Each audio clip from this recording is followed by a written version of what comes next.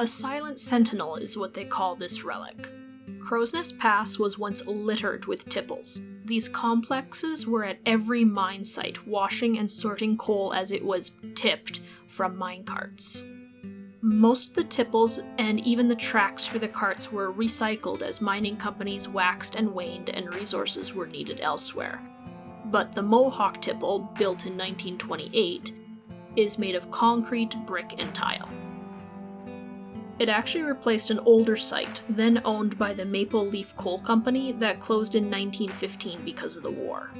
The mine was reopened in 1921 for the Mohawk Bituminous Collieries and amalgamated with Hillcrest Collieries Limited in 1938, before it was finally closed for good in 1952. We've got the truck stopped on the shoulder in the Crowsnest Highway. We're right by the Mohawk Tipple structure, or what's left of it. There is a fence around it, but there's a rather large opening in the fence, so I'm going to call it fair game, because for all I know, that could be an entrance. Rita and I are going to go and check it out. Come join us.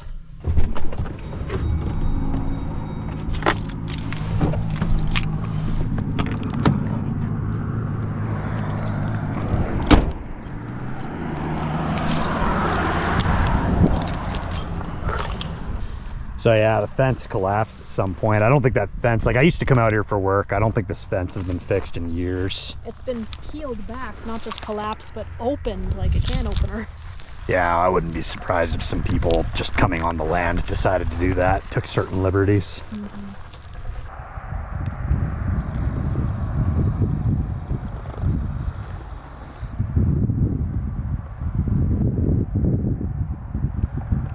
I've driven by this so many times over the years. Used to come out to the Crowsnest Pass for work when Rita and I lived down south.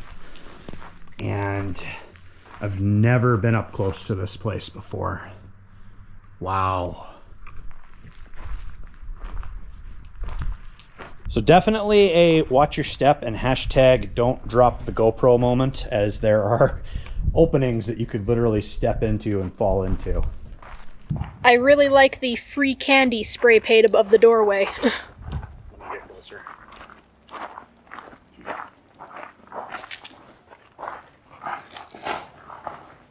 Oh geez, giant hole in the floor, but you'll notice it when you get in here. Oh yikes, that's terrifying. Hey Crows Outdoors, who's going in the hole? Give us your vote. Well, everybody voted option A.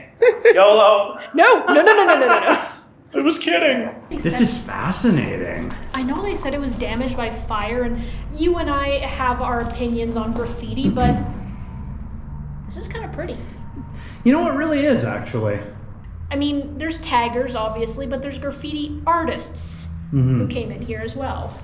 Like I said when I first approached, I've driven by this so many times. And like, I never even knew how accessible this structure was. I've never stopped to look at it. And yeah, like I had no idea you could just walk in here. Like, this is just fascinating. Just look at that. Somebody tied a little flower and a feather together and left it here very deliberately. Oh.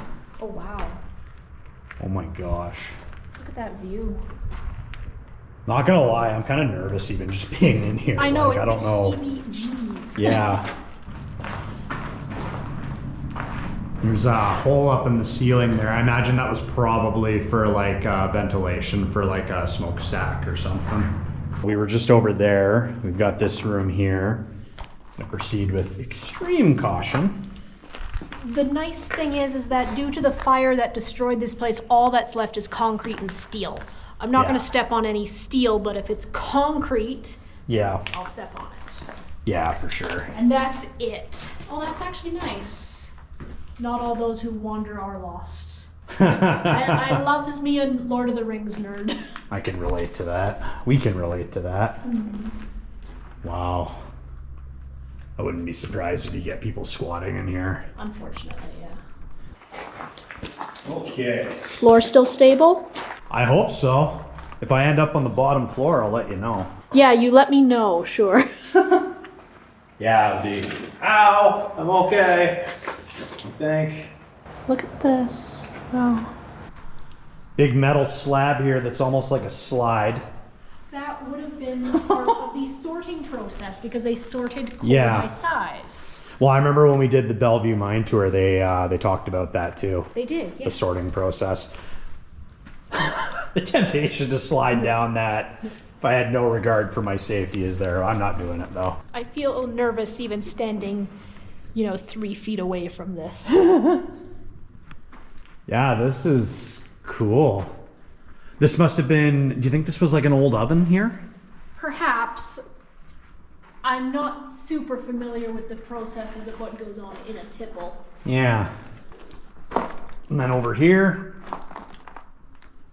whole bunch of junk. You can see a beer can down there.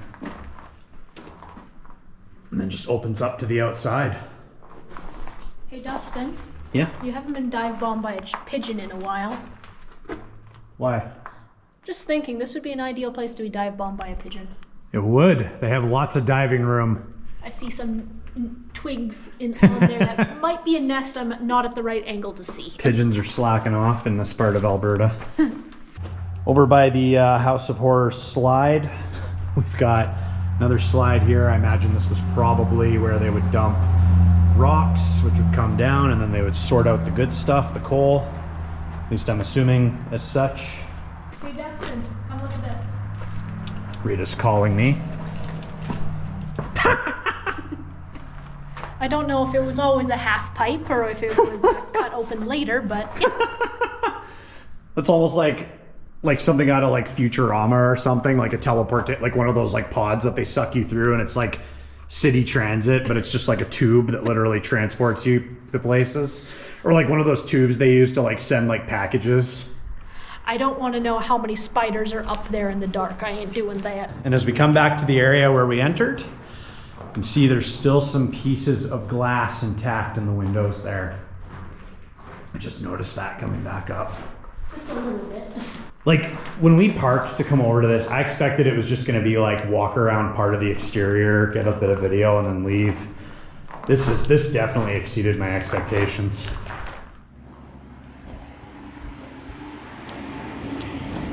Free candy. Diabetic. That sounds like a trap.